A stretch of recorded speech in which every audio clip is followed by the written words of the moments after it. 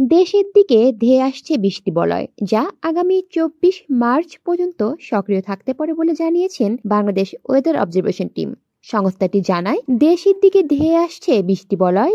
এই বৃষ্টি বলয়ে দেশের সব এলাকায় বৃষ্টির সম্ভাবনা নেই, তবে এটি বৃহস্পতিবার দুপুরের পর থেকে আগামী 24 মার্চ সকাল পর্যন্ত দেশের বিভিন্ন স্থানে সক্রিয় থাকতে পারে।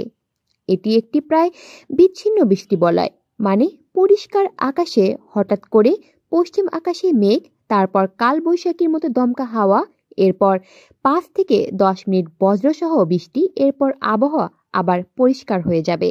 বৃষ্টি বলয় চলাকালীন সময়ে দেশের প্রায় 40 বা 50% এলাকায় বৃষ্টিপাত হতে পারে, তবে দেশের কিছু ক্ষুদ্র এলাকায় আকস্মিকভাবে ভারী বৃষ্টিও হতে পারে।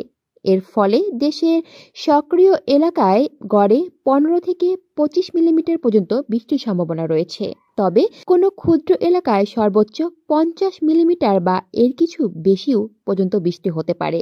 বিডিডব্লিউটি জানায়, বৃষ্টি বলয়ে সিলেট বিভাগ সহ দেশের কিছু এলাকায় শিলাবৃষ্টির আশঙ্কা রয়েছে।